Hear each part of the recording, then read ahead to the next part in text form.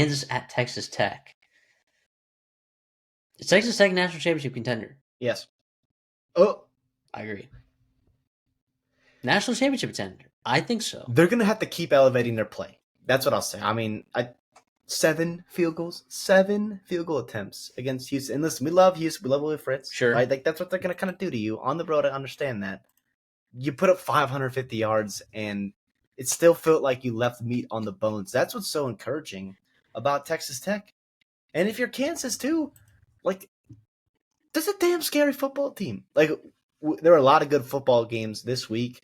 We talked about. I think we want to give love to our Big 12 folks, and like Texas Tech deserves love, right? But Kansas also is a dangerous football team. Jalen Daniels, explosive playability, the coaching staff there, some talent on that defense, an opportunistic defense could cause some problems for Texas Tech here. How are you feeling in this game here? Look, I think game to game things are very different. I also think Houston, while they don't do a lot of things great, they do play phenomenal red zone defense. They're a top 20 team in preventing teams from scoring touchdowns in the red zone, which has kept them. Think how many games that's kept them in, right? Like that's been big for them. So I'm not going to buy a ton of stock into that. I still think that they looked pretty good against Utah. They opened it up in that second half. And it doesn't matter who's playing quarterback for them. It really doesn't. Although I think Baron Morton is how they hit their ceiling. Yes. Right. National championship contender is a healthy and a high level Baron Morton. Yeah.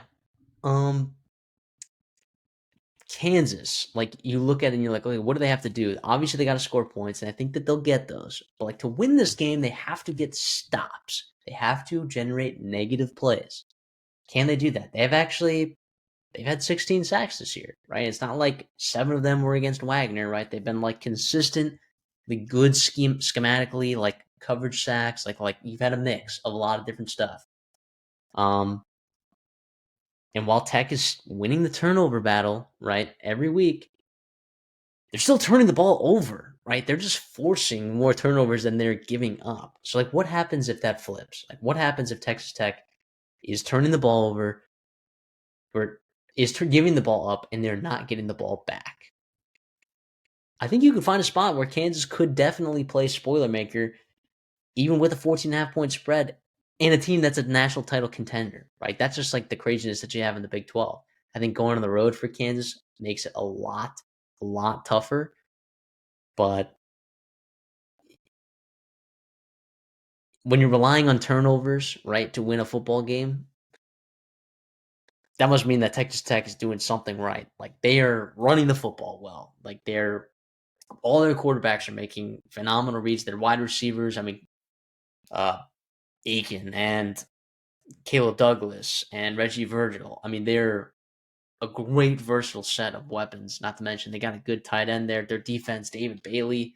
I mean, in general, like their whole defense is completely changed. And I know that like I was a big defender of Tim DeRuyter, but it seems like the change has been so big for them. The personnel change and I was wrong. Huge. hand up. Well, personnel change, obviously, when oils are over $60. When oil's over $60 a barrel, all right, like you're going to be fielding a good roster over there in Lubbock. Hand up, though, I'll say that the defensive coaching staff change ended up being a really big deal, I think. And you got a great coach over there. I think Joey McGuire's phenomenal. Even with the coordinator turnover, no Zach Healy hasn't mattered, man. They're so good. They're so good at so many things. Jalen Daniels will have to play one of the best games of his entire life.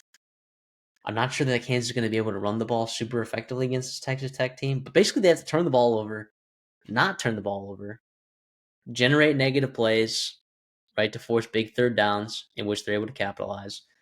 And Lance Leipold has to, like if Lance Leipold pulls this one off, it will be unbelievable. Because Tech's at home, I'll lay the 14.5 with Texas Tech. Not feel great about that. That is backdoor cover, by the way, written literally all over it. All over it. Will not be on my best bets for sure, but yeah, I'll take Texas Tech minus 14.5.